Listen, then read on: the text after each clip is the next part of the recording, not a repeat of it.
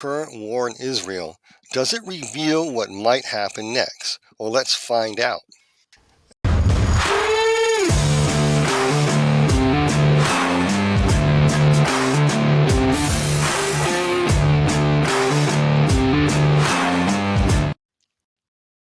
Zephaniah chapter 3 verses 1 through 3 speaks of a time before God's decree of wrath is unleashed in full measure. However, it says to his faithful remnant that we are called to seek him, uphold his justice, not ours, seek after his righteousness and walk with humility. Zephaniah chapter 2 verse 3 further explains why. So that it may be that you will be hidden in the day of the Lord's anger. So what is the Lord's anger? The Lord's anger in this verse, in my research, not only applies to all the times of anger that God enacted in the past toward ancient Israel and toward the nations back then, it also applies to the tribulation period. So before the great day of his final wrath, that we may be hidden in the day of his final wrath. This lines up with a lot of other scriptures, folks, concerning the tribulation period. As we approach it, certain events will happen. And that's what we're seeing in this war with Israel. So before the day of God's angry wrath comes, there are certain things that are seen in Zephaniah chapter 3, Isaiah chapter 11, and Psalms 83 that are prophesied to happen before that great day of wrath and before the great tribulation happens. These chapters also describe prophetic patterns of God's anger that was unleashed in Israel and toward Israel's enemies in the past, that also apply to future events as a prophetic pattern. Prophetic patterns show us what to look for from past events. I think it's Ecclesiastes 3, I can't remember the verse, it's through like 10, 11 through 15 there. It talks about what was, and what will be is seen in the past. I'm just paraphrasing it. It talks about that. And so those are prophetic patterns.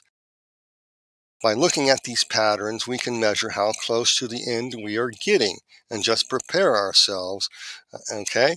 And all indications, folks, is we're getting close. We have the WEFers, world government forming.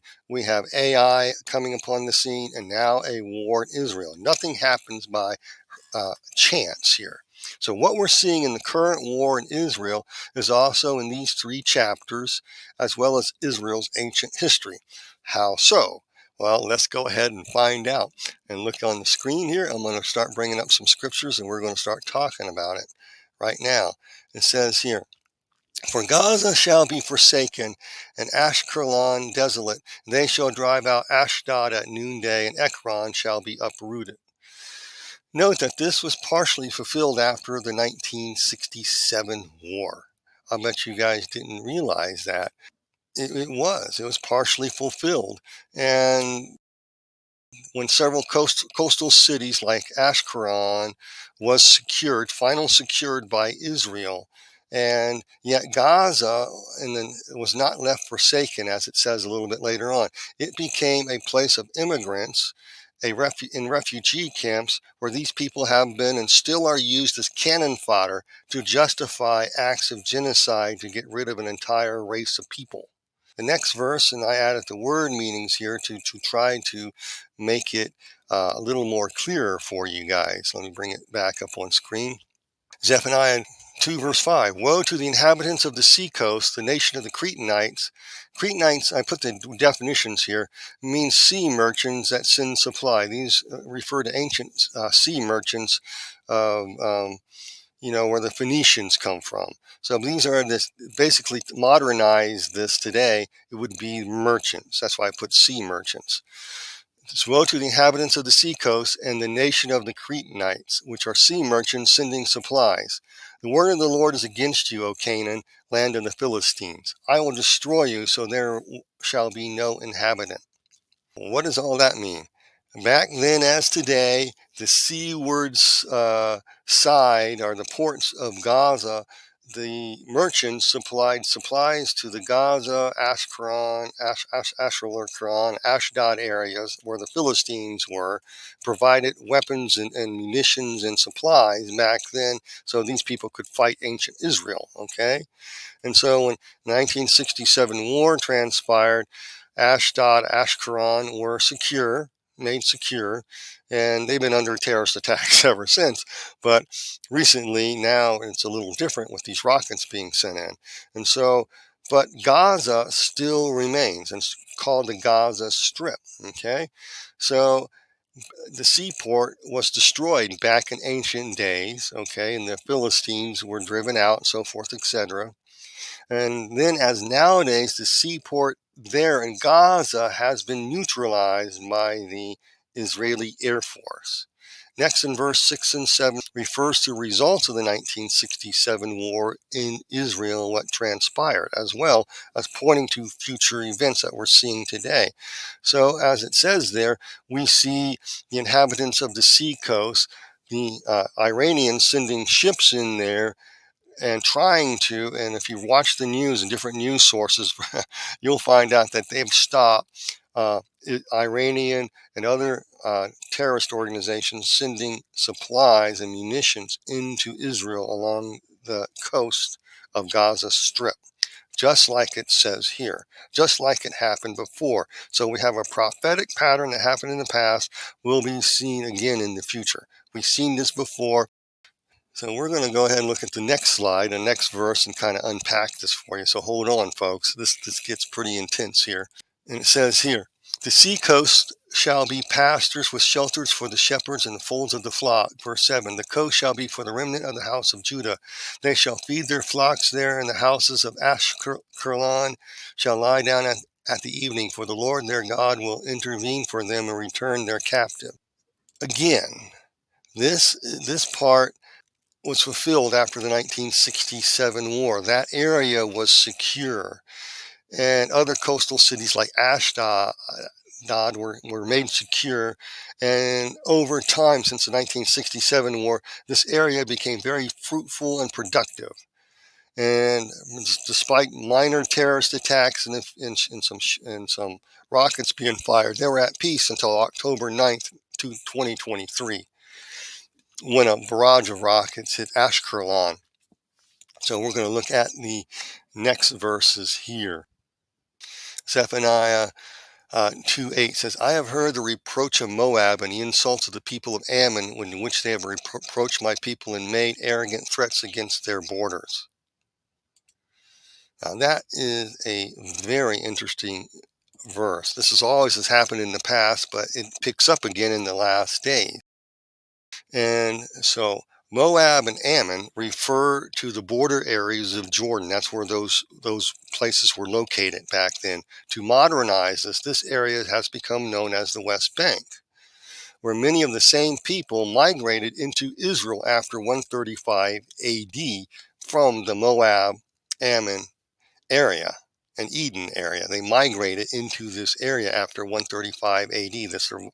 And later took residence on the West Bank. That's where they came from. After Israel was driven out of the land in 70 AD, these people came in and occupied the land. Don't be fooled by propaganda, folks. Don't be fooled by propaganda. So this area refers to the border areas of Jordan, and to modernize it, these are the same people that migrated into the West Bank. So let's look at Zephaniah, chapter 2, verse 9. And it says, therefore, as I live, says the Lord of hosts, the God of Israel, surely Moab means people of his father shall be like Sodom, a place of burning anger, and the people of Ammon, that means the sons of renown of the mountains, or mountaineers, like Gomorrah, people submersed in rebellion, overrun with weeds and salt pits and perpetual desolation. The residue of my people shall plunder them, and the remnant of my people shall possess them. Okay, so what's this talking about here? So that's what we're going to look at real closely. Just keep following me, keep tracking with me, because this gets quite interesting. This was partially fulfilled after the 1967 war, and this pattern was seen in history as well. Today, Israel possesses the area of the West Bank, however, jointly with the Arabs there. Just like the verse says, over many years in that area, we have seen the next verses that I'm going to explain come alive. So the Lord host, and remember in chapter 2, verse 8, it says, these people made arrogant threats against the borders. And so you have the West Bank area making various threats against the borders of Israel. Okay. And so there's contention there.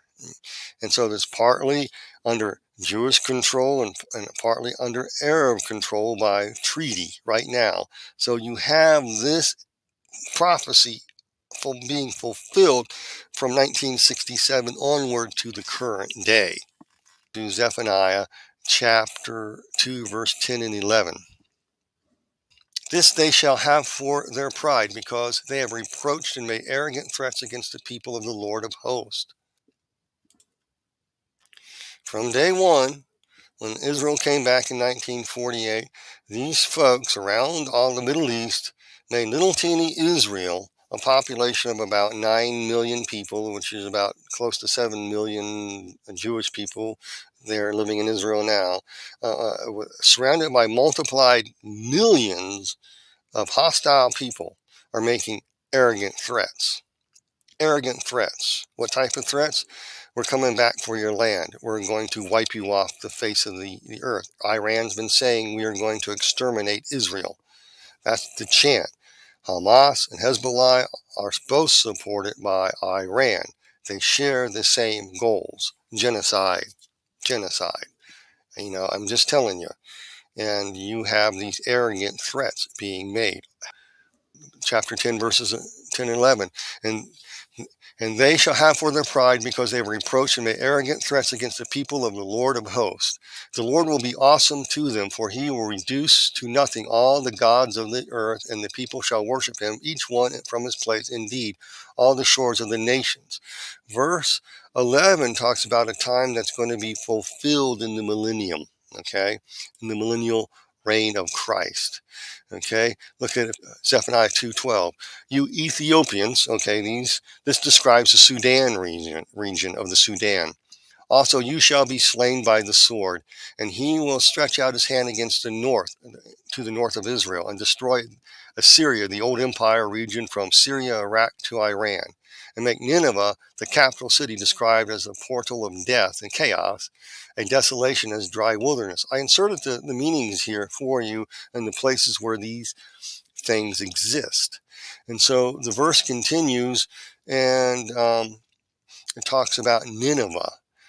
And make Nineveh. Nineveh was a capital city, and it's been described as the portal of death and chaos, where these people slayed and people and hung their bodies on the walls of the city and beheaded people in droves. This is historical fact. So what does all this have to do with today? Well, Nineveh symbolically in the Bible symbolizes something. Nineveh comes from a compound word meaning the abode of Ninus. Who is Ninus? Ninus was the son of Baal, who was also known as Nimrod, who was mentioned in the Bible, whom Josephus identifies as the epitome of evil. He is also known as the hunter of men, making slaves, forming a world empire bent on forms of strict Baal or Baal worship. An enemy of God's people who hunts them, seeking to destroy them and force everyone to worship him and his god, the head Baal or Baal god, or else. If you don't worship this god, it's curtains.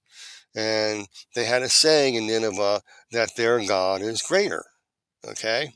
It's all in the history books, folks. Modern day counterpart might fit somebody called Ah.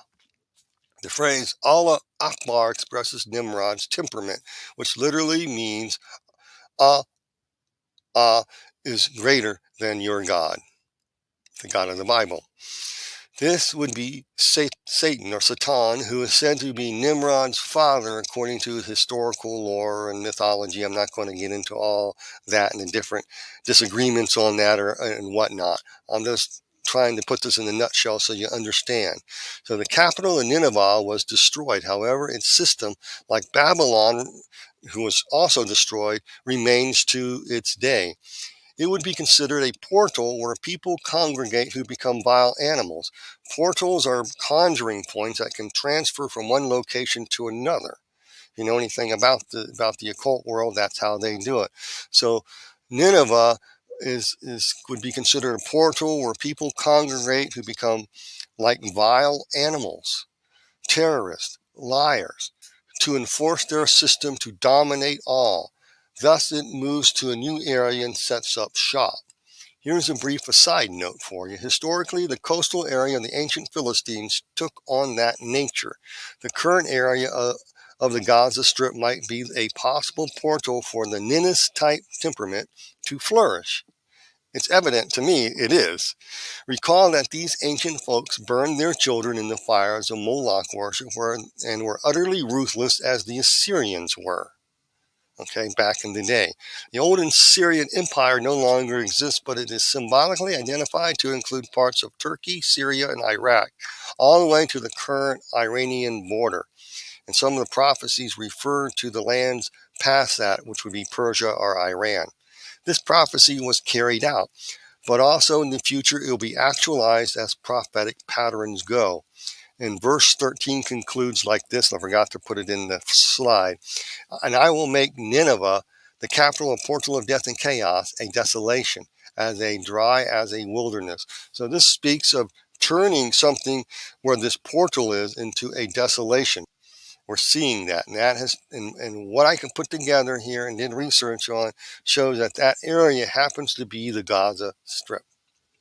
Verse 14, I applied the word meanings into the text. This is important to do to increase your understanding. Zephaniah 2:14, the herd shall lie down in their midst, every beast of the nation, both the pelican and the bittern. These two animals refer to demonic spirits, shall lodge on the capitals. Capitals represent seats of power, dominance, rule. It's a portal area. Of her pillars, refers to rulers over the rules for society, and it refers to laws. Okay, people don't know that. When they read this, they don't understand they just don't take the time to explore this. And it says, their voice, chants, words shall sing, praise to their God with shouts of destruction. That's what the word sing means. Praise to their God with shouts of destruction in the windows. This refers to an opening in a wall used to magnify chants and praises to their gods. Okay, I want to stop right there. I've never been to Israel, but I've always watched videos from people who have gone over to video in there. And in the background, you hear these towers and these chants all day long. And they end with Allah Akbar. Their God is greater than Israel's God, the Christian God. This is prophetically being fulfilled. And yet people overlook these verses and they fail to see the significance. Okay, let's keep going. Their herd shall lie down in their midst, every beast of the nation. These are head and leading demonic spirits. They'll lodge in the capitals. Their voice, their words will sing praise and shouts of destruction in the windows. Their God is greater, just like Nimrod did. Desolation shall be at the threshold, for he, God, will lay bare the cedar work. What is the cedar work? I wrote it down here for you. Cedar work symbolically refers to the splendor of a foundation that was laid in the past. In this case, in context, refers to the foundation of death and ruin. Someday this foundation is going to be razed to the ground. Thus, the foundation of Ninnis, or Nimrod, will one day be made utterly desolate and destroyed. That is exactly what that means. That's what it means by the cedar. The cedar is going to be destroyed. The foundations of this ruinous thing is going to be destroyed. It will be absolutely fulfilled in the millennial kingdom when Jesus comes back, but also we'll see the pattern of it being destroyed beforehand as well, to mark how close we are to it. So let's look at the next slide in Zephaniah 2:15. This is the rejoicing city that dwelt securely and that said in her heart, I am it. There is none besides me. There's a certain phrase of a certain religion that says something very similar,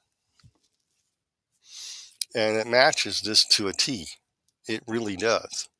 That rejoicing city, that portal area, dwelt securely and said in her heart, I am it. There's none besides me. The modern counterpart is the hubris of these people, as well as their chance that their way is it. Submit or else. Their God is greater than the God of the Bible. Well, I should say note Isaiah 14, not Isaiah, but I wrote that wrong. And note Isaiah 14, who said the same thing. I will ascend my throne above God. This is the same type of thing. They're going to put their religion, their rule down on you as Nimrod did. Everybody will have to comply. You'll have to get a mark to buy, sell, or eat, okay? This is that type of system. It's going to develop into the Antichrist system later, the same format. But this religious ideology, we'll see there's going to be a great war that's going to humble these people, setting the stage for a new system that'll unite the world, leaving out this religious component that these people are using. You're following me. If you read the Bible, you know what I'm talking about, especially Bible prophecy about the new the governance of the world by the Wefers and the AI systems and so forth, etc., and the transhuman stuff. All that fits in here, and that new system. But this old system is going to have to go. It serves its purpose to create chaos, to set the stage for this new order to arise from the ashes. I'm telling you, folks, just keep tracking me. Some of you are going, yeah, I get it. Some of you have no clue what I'm talking about. Now, let's keep going here. How has she become a desolation? That means a ruin, which is a waste of life resources, now becomes an astonishment as a wasteland, a place for the beast to lie down. Or, this could refer to a place where only animals dwell, or the beast like people dwell, or buried under the great debris. Just think about what's happening over there now with the collapse of buildings. Everyone who passes by her shall hiss and shake his fist. That meaning is they're going to shake their fist with contempt and say, finally, you're done with. The horrors and terrors you propagated have ceased. You got what you deserved, will be said in unison in many places. This fits in what we're seeing happening in the Gaza Strip today, where the same mentality is evident through Hamas and up north in Hezbollah territory, and around certain areas in the Middle East, not everywhere, but in some places. They share the same mindset as ancient Nineveh had. Whole sections of cities were recently laid waste in the Gaza Strip. This fits. Zephaniah chapter 2 correlates with Isaiah chapter 11, verses 10 through 15, and what we are seeing today. So I'm going to go to Isaiah. This Zephaniah sets the stage. You need to know Zephaniah before you understand Isaiah chapter 10 through 15, okay? Chapter 11, verses 10 through 15. So let's look at verse 11. Isaiah 11:11. It shall come to pass on that day that the Lord will set his hand again a second time to recover his remnant of his people who are left from Assyria, Egypt, from the Pathros, Cush, from Elna, Shinar, from Hamath to the islands of the sea. Verse 12. He will set up a banner for the nations, will assemble the outcasts of Israel together, dispersed of Judah from the four corners of the earth. Also the envy of Ephraim shall depart, and this speaks of an animosity between two predominant factions in Israel at the time when this comes about. When the envy of Ephraim stops, will happen when the adversaries of Judah manifest. That's what it's saying. We are seeing this in living color actually happen this last week. Let me explain. Look at verse 13 here. Ephraim means double fruitfulness. That refers to the secular Jews, because Ephraim and Judah were brothers. Okay, they were brothers. So Ephraim, a double fruitfulness. That means the secular Jews shall not envy, have strong emotions and zealous envy over another brother who's called Judah. Means those who praise and worship God. These are the religious Jews.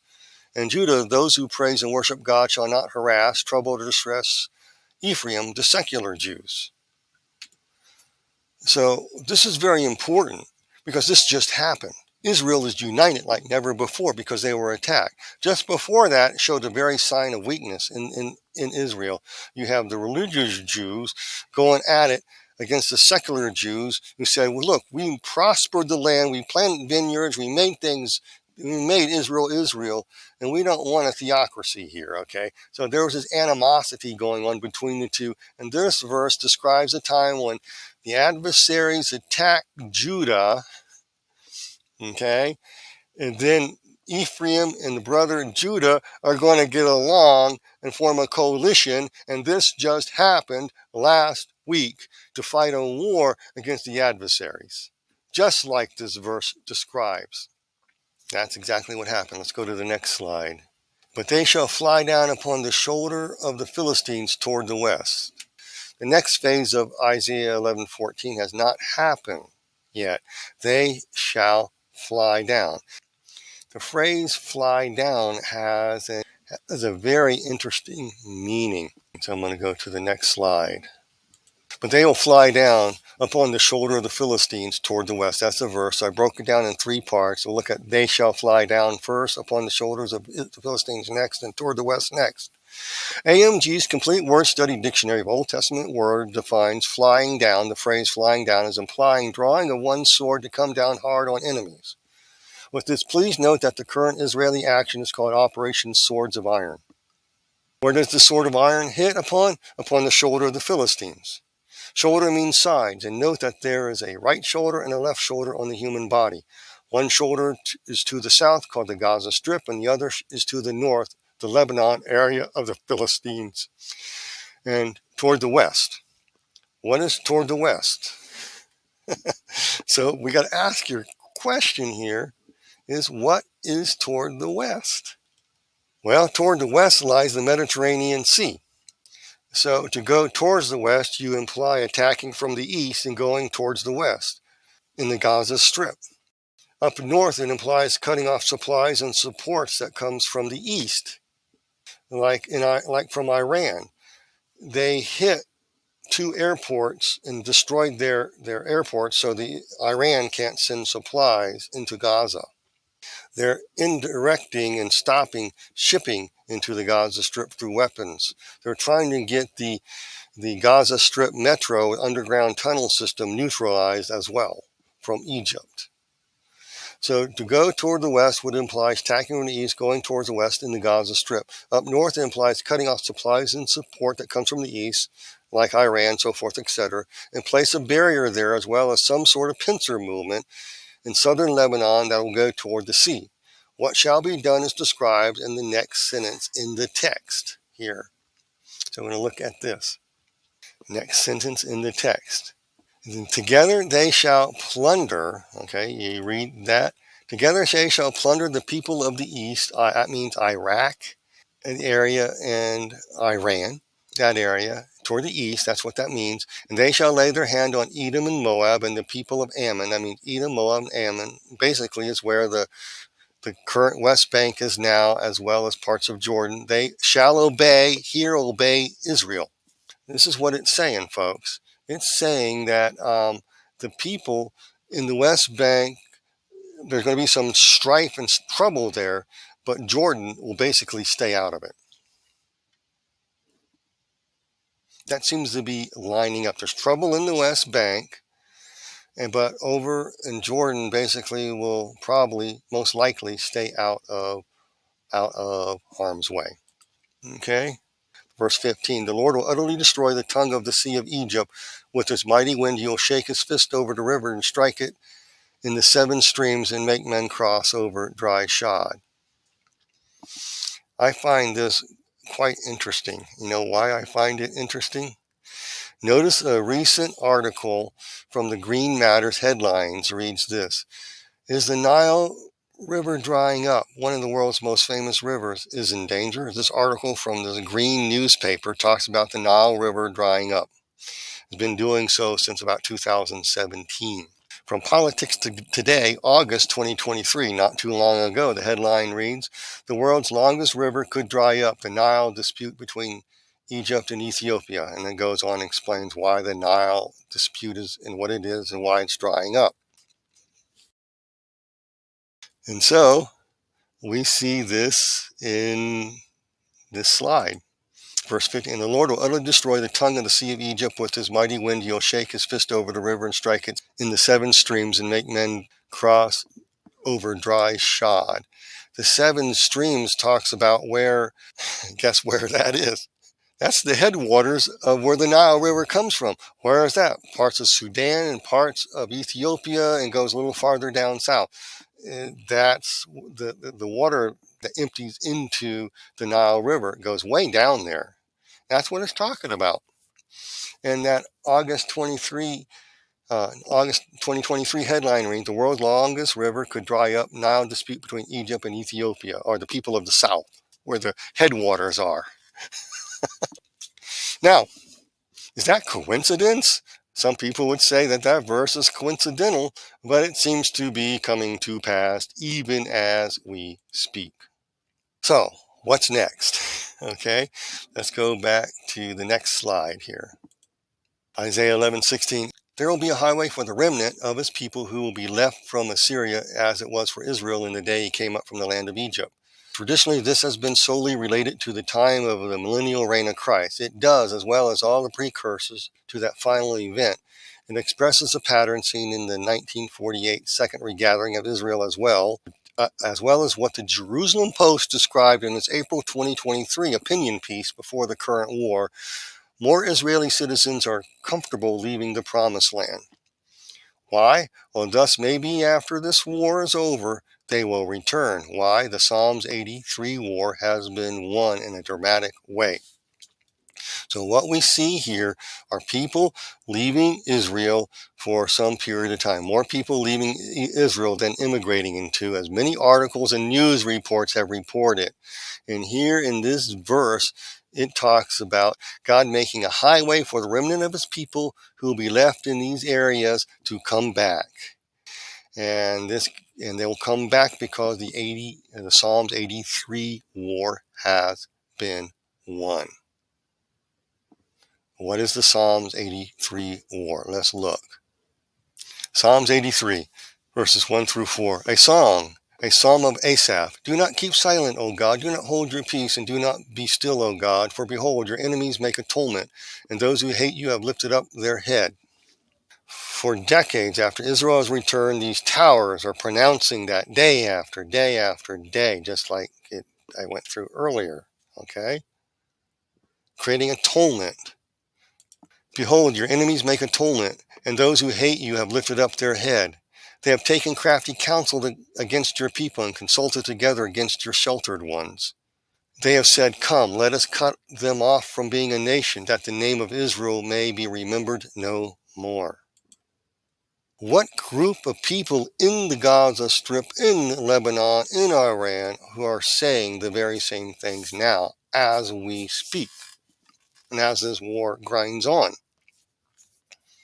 Are they not saying the same thing? Have they not taken crafty counsel together, as we found out that Iran is funding this? And there's a council going on, something in the background that the depths that we haven't even plumbed yet, of people trying to use this crisis for other nefarious reasons, to implement some other thing, all this stuff, and taking counsel together. And they have said, come, let us cut them off from being a nation, that the name of Israel may be remembered no more. We see protests in America, Australia, New Zealand, in the West and around the world, in college campuses. We're siding with the people who want to commit genocide.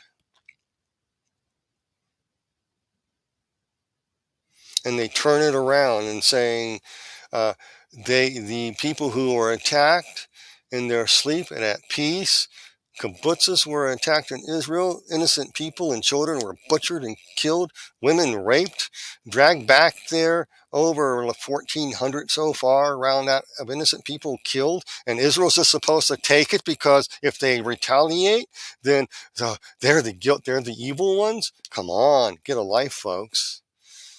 These verses describe an event where enough is enough, and they're tired of this crafty counsel, and Israel is going to take action. This is what these verses are talking about. This is this most likely is leading up to the Psalms 83 war. How so? Well, let's look at the next few verses of Psalms 83, verses 5 and 6. For they have consulted together with one consent. They form a confederacy against you. So what I'm going to do here in verse 6, I'm going to add the meaning of the names. It's very telling. It reveals a lot of information, and very few people have done this. And I did it here for you, so you can, and I'm going to read it with a verse, and I'm going to go to a next slide and read it with just the name meanings inserted into this verse 6 of Psalms 83, verse 6. The tents of Edom, the bloody red ones, and the Ishmaelites, those who hear their God, Moab of his father, of the Hagarites, those who fled Jebal to the mountains of Lebanon, Ammon, the sons of renowned mountaineers, and Amalek, who dwell in the valley, Philistia, land of immigrants, with the inhabitants of Tyre, the rock of pride, Assyria, those who lie in wait, the ambushers, also have joined with them, and they have helped the children of Lot, those who cover over and hide something. Shelah, pause, think about it. So pause, think about this, meditate on what it's saying. Let's just take out and put the meanings of the names here so you can see it. For they have consulted together with one consent. They form a confederacy against you. The tents of the bloody red ones, and those who hear their God of his father, and those who fled to the mountains of Lebanon, the sons of renown, the mountaineers, those who dwell in the valley, in the land of immigrants, with the inhabitants of the rock of pride, with those who lie in wait, the ambushers, have joined with them. They have helped the children of those who cover over, hide something. Most likely that refers to the world media and propagandists on college campuses we're seeing and around the world, worldwide. How you like them apples? Just look at it.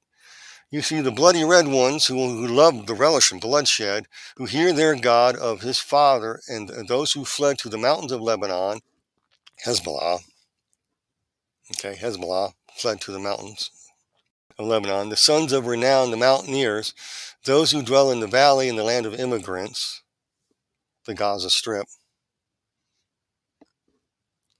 Gaza means land of immigrants.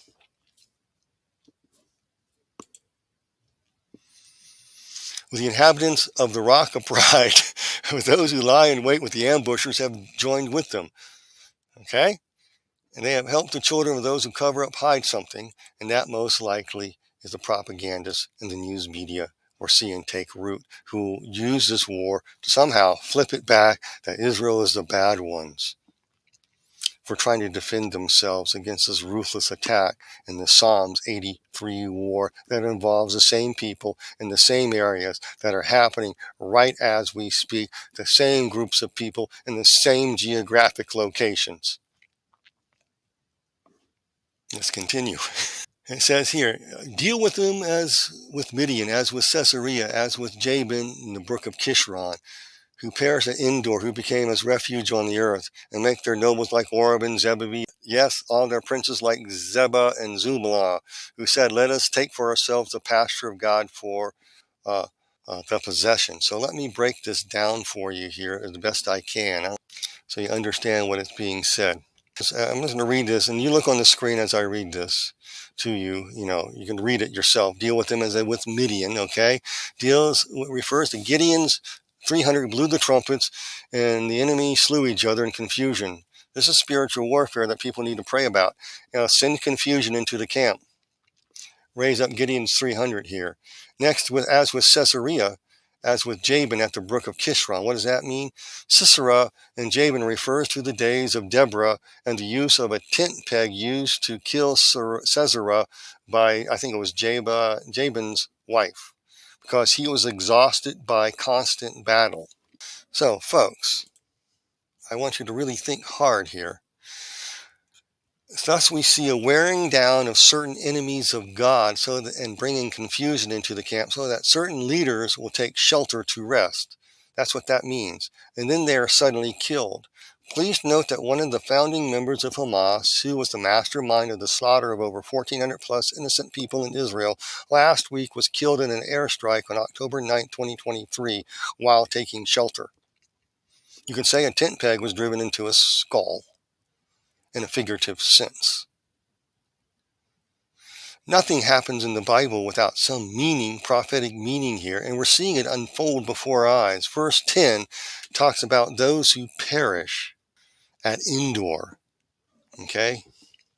Those who perish as Endor became refuge or excrement on the earth. Okay? What does that mean? And just look at the verse up there. This involved where Gideon selected 300 men to carry out God's plan of the sword, of using trumpets, lanterns, and shouting.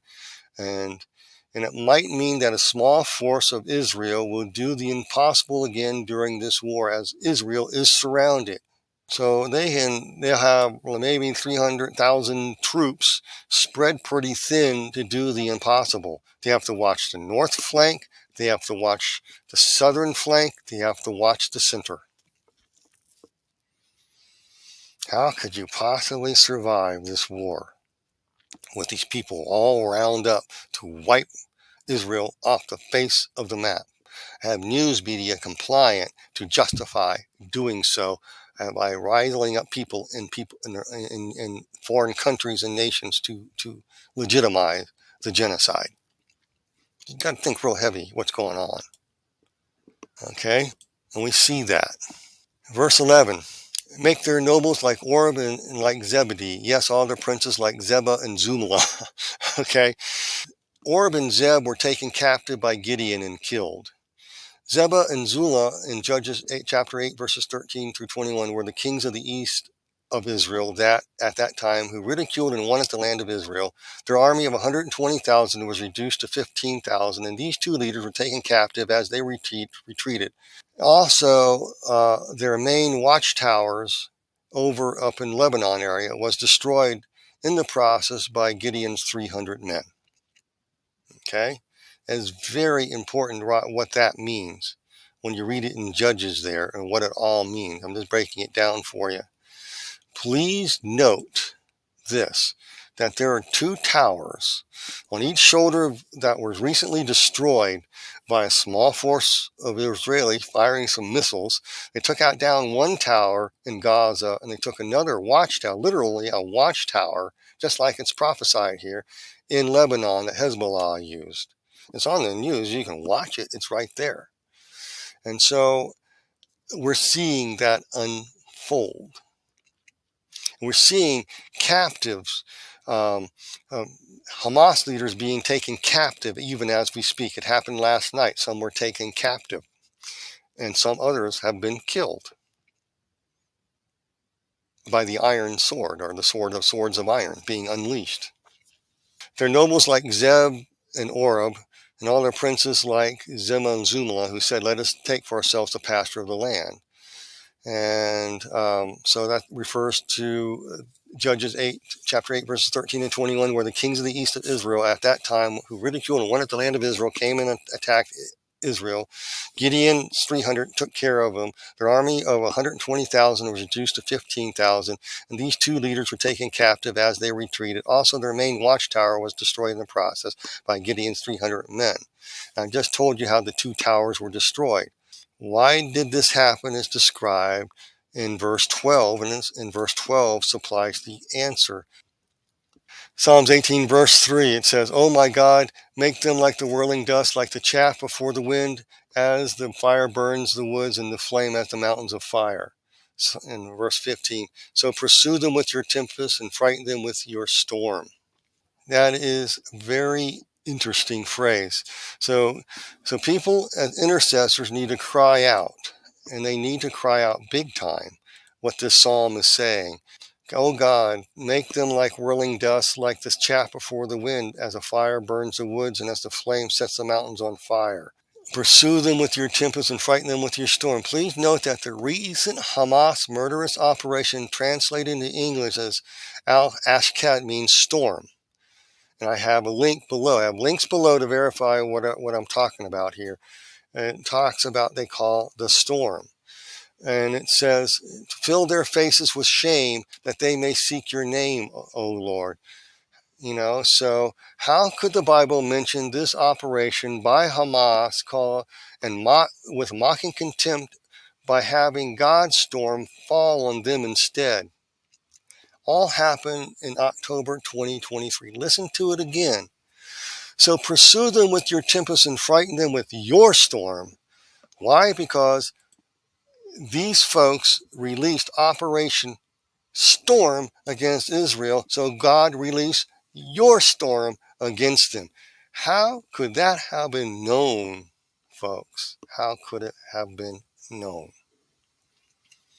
when this was written? This is prophetic, folks. You got to learn how to read Bible prophecy. Okay? Fill their faces with shame that they may seek your name. So some of these folks may just repent. Others may not. There's going to be a war brewing called the Psalms 83 War. And it is taking shape right now. Psalms 83 verse 17. Let them be confounded and dismayed forever. Yes, let them be put to shame and perish, that they may know that you, whose name alone is the Lord, you are the Most High over all the earth. What do they shout from these towers all over Israel? They end it with a certain phrase that their God is greater than the God of Israel. So listen to this verse again, and it will make sense. Let them be confounded and dismayed forever. Yes, let them be put to shame and perish, that they may know that you, whose name alone is the Lord, are the Most High over all the earth, not the one whom they proclaim. Think about it. Think about it, folks. Think about it.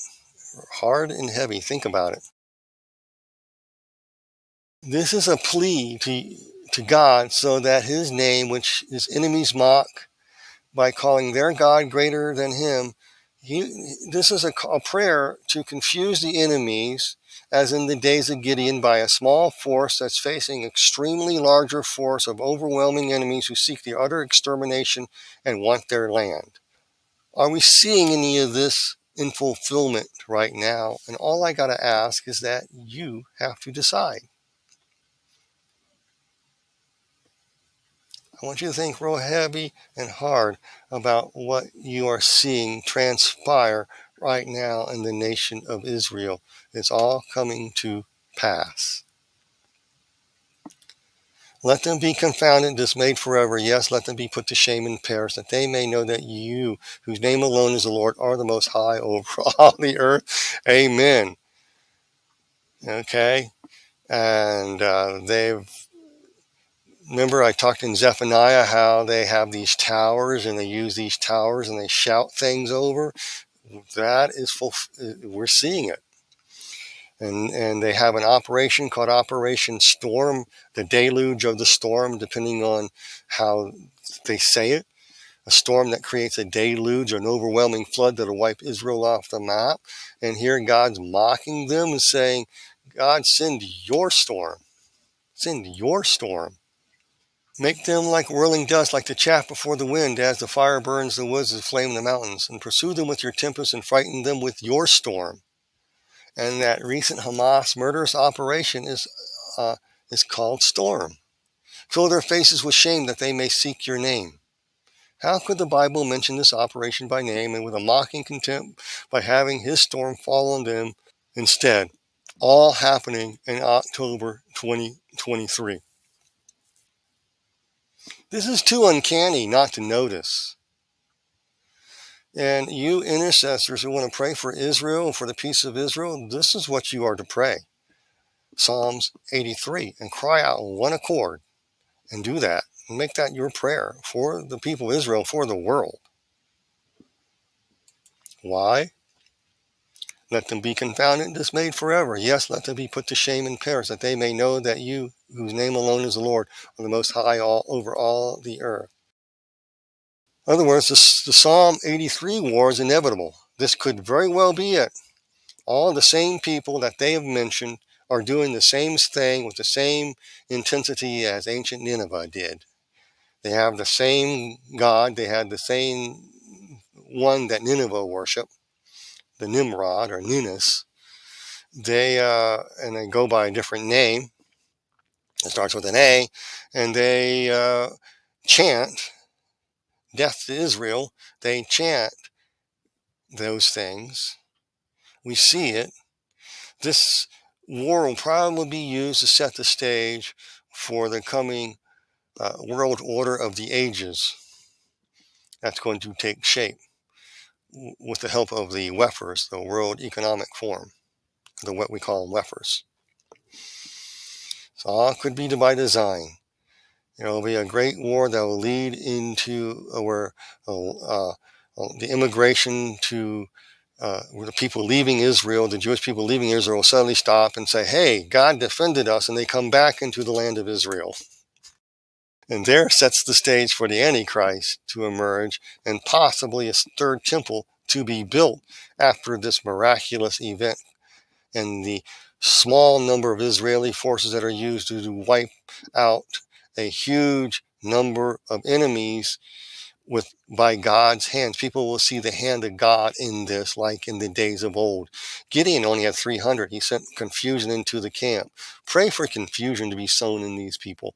These are murderous thugs. They like to use the news media and paint themselves as innocent victims, or they are the perpetrators of murder and mayhem for decades, actually centuries, goes way back, eons ago, so to speak, 6,000 years ago plus. This has been going on. It'll finally end someday. So think about it. Think about what's going on. Again, I'll close with this. Let them be confounded and dismayed forever. Yes, let them be put to shame and perish, that they may know that you, whose name alone is the Lord, are the Most High over all the earth. So there you have it, folks. That's my synopsis of what's going on, correlating it to prophetic events that I see in the Bible that match the names and the places and the people and their temperament. The sons of the mountaineer, Hezbollah, sons of renown, Hezbollah, of the mountaineers of Lebanon, on the northern shoulder of Israel and the southern shoulder of Israel,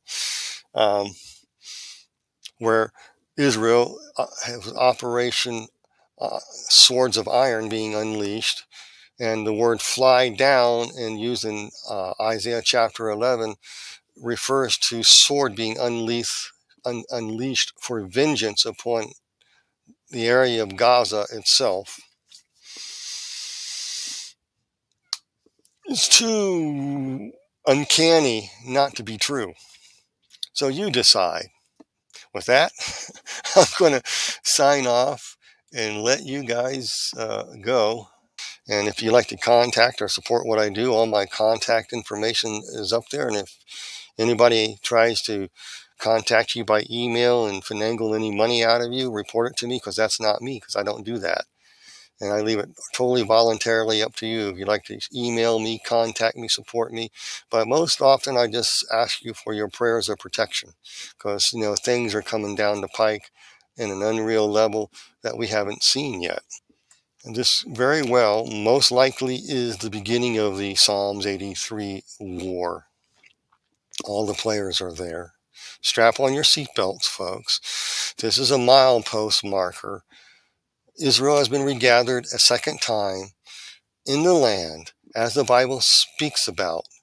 He says in Isaiah, I will gather you a second time. That was fulfilled in 1948. Jesus said that generation will not perish until they see all these other things fulfilled. And in Matthew 24, the 1948 generation's getting older. They're getting up in their 70s now. I want you to think real hard and heavy what's going on. I want you intercessors, if you would just take a little bit of advice, stop decreeing and declaring and get down on your knees and start quoting and pray however the Holy Spirit has you to pray Psalms 83 in this event right now. Because Asaph wrote that long ago to address a situation back then, which is a prophetic pattern, what we'll see happen today. All the players are there. I'm not making this up. I'm not stretching anything. Go look up the meaning of the names yourself. Do your own research. With that, you guys be blessed in Jesus' name, and I'll see you next time here on the Christian Marauder Show. You guys be blessed in Jesus' name.